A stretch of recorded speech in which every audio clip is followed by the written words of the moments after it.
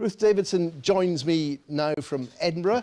Well, Ruth Davidson, can we start on the independence referendum? Nicola Sturgeon has said she'll make up her mind whether to call another one later on this year. David Mundell was going on about it in the lead-up to your party conference, which didn't happen because of the snow. You said on this programme in July 2016 that if Nicola Sturgeon does call another referendum, the British government should not stop her. Is that still your view?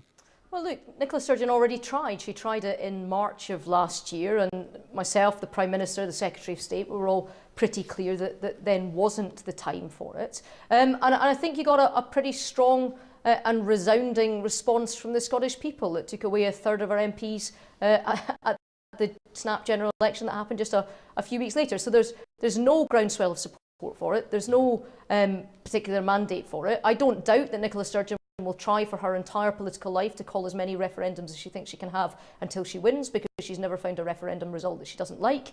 But, you know, the country voted pretty substantially to stay in the United Kingdom, and I want to defend that. Right, but on this programme you said, and I quote, constitutionally the UK government shouldn't block it, no. Well, I will continue to argue my case that there shouldn't be one because the people of Scotland were promised... I understand that, but that's not an answer to the question I'm asking you. Well, look, I mean, this is all very hypothetical. We know that Nicola Sturgeon always wants one, but she's got this high wire act with her own party about when she thinks that she can call one. The reason we know she wants one is because she told us the day after the Brexit vote happened, back in June of last year, she said that she'd already got instructed Scottish Government officials to drop the necessary legislation. I take your point, it's hypothetical, but it was just as hypothetical when you said constitutionally the UK government shouldn't block it. No, now do you stand by that? Constitutionally, the way in which referendums happen is by having agreement between the Scottish and UK government. So if Nicola Sturgeon wants to call it, then she's going to have to enter into some form of negotiation with the UK government. But she's got to demonstrate the things that I talked about in March of last year when she tried, which is, one, there's got to be support for it amongst the country. There isn't. Two, there's got to be some form of trigger for it.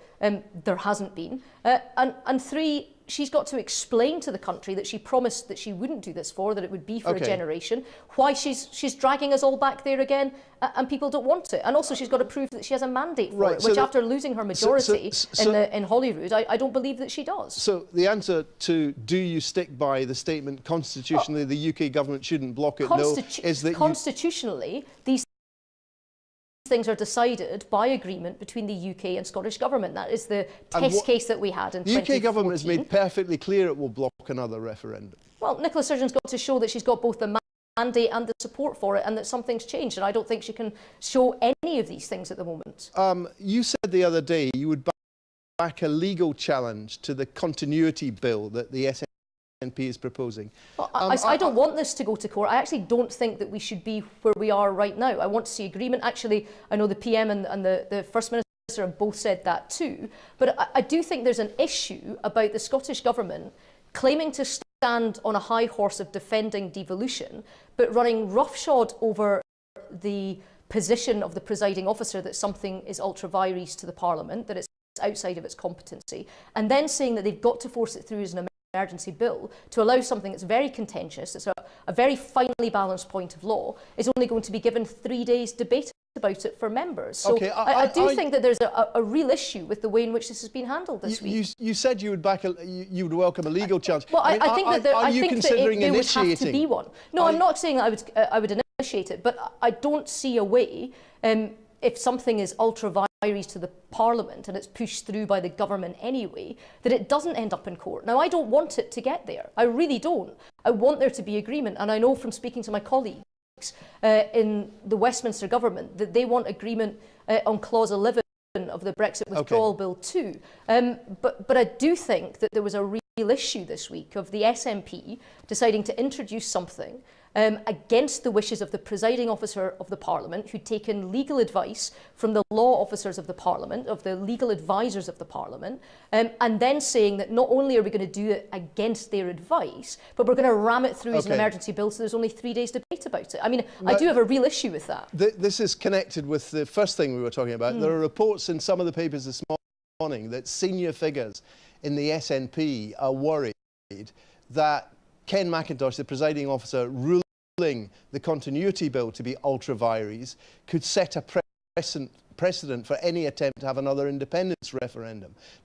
Now, do you think it's possible the presiding officer could rule on very similar grounds, in a way, that the Scottish Parliament calling an independence referendum is ultra vires? I actually think that the only precedents that have been set this week, and there have been two in Holyrood, the first is that the precedent has been set that for the first time a Scottish government has rammed through a bill against the suggestion and the ruling of a presiding officer. That's the first precedent.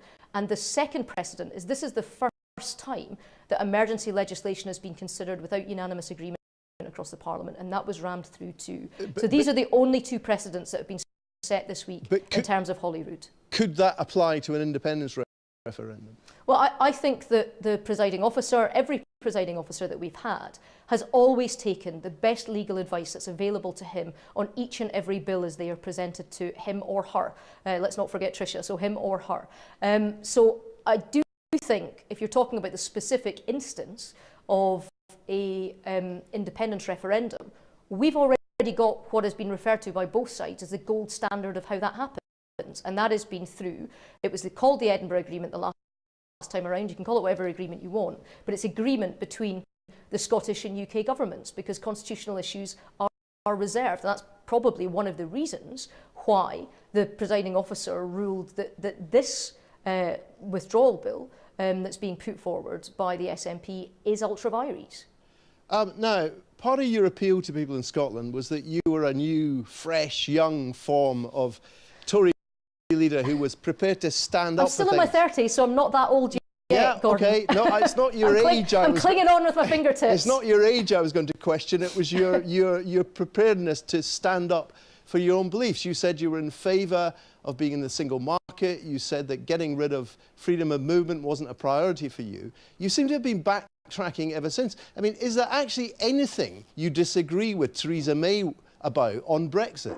Well, look, as with the Prime Minister, was on the side of Remain. So we both disagree with the result that happened, but we have to recognise as Democrats that 17.5 million people across the country, including over 1 million in Scotland, voted for this.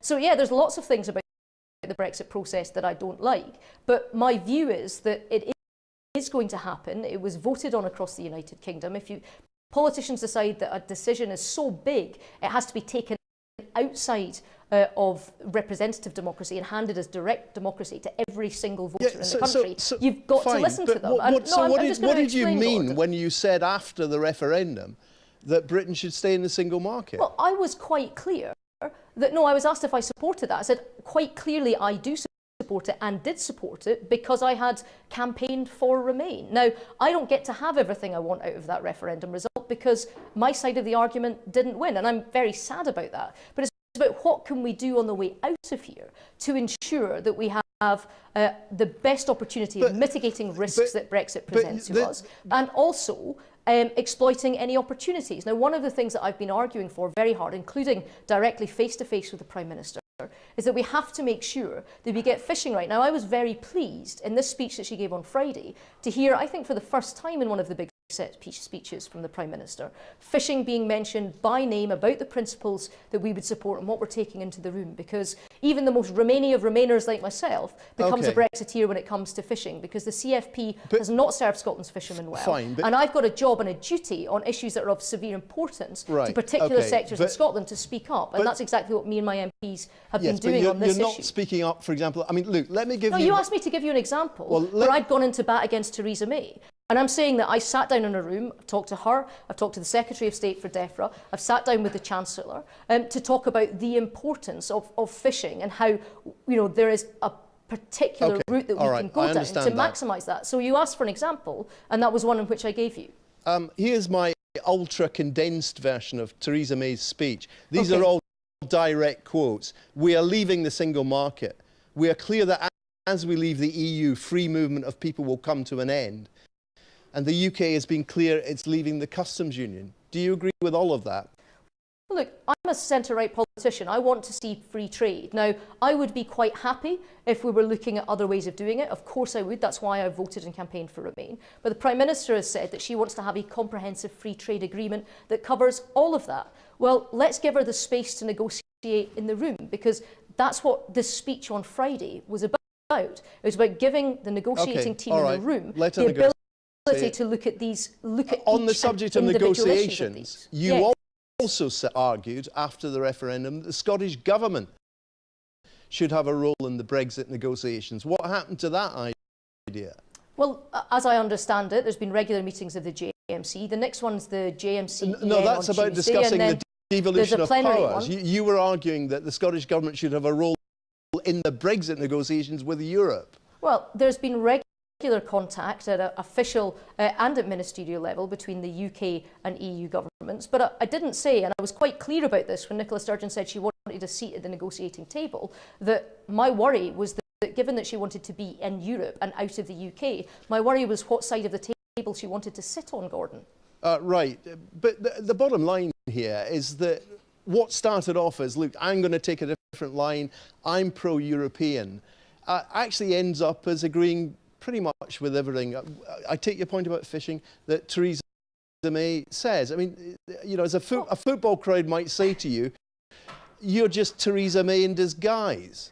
Well, I think there are significant differences between Theresa May and I. As much as I like Philip, I'm probably not going to marry him. However, I think there's a real issue about where it is we are in the negotiations. My job as the leader of the Scottish Conservative Party, the leader of the opposition in Scotland, is to make sure that those industries and sectors in Scotland that have particular concerns or have recognised opportunities that they can get out of Europe, is to make sure that they can get access to the UK government. And that's exactly what I've been doing. I've been feeding in what they say and making sure they've been able to sit down with ministers themselves so that Scotland's voice is heard, and not just by the separatists of the SNP that want to use this as a lever to break up Britain. Given your slippage in the polls, are you still going to be the next First Minister? Well, I think that we can be, and we've seen how we should be, because we already have more MSPs than the SNP did in the term before they took office. So the polls said we couldn't beat Labour in 2016. We did. That we couldn't get 150 So you are going to be the next year. I very much hope so. And they said that we couldn't get 13 MPs in June. We've also had 3 by-elections since then, where we've gone up and up and up. So you say we've hit peak, and yet still more and more people across Scotland are voting for us. So I'll keep doing my job to the best of my ability, and I hope that the people of Scotland can appreciate the work the whole Conservative team is putting in. Are you going to be the next Prime Minister? No.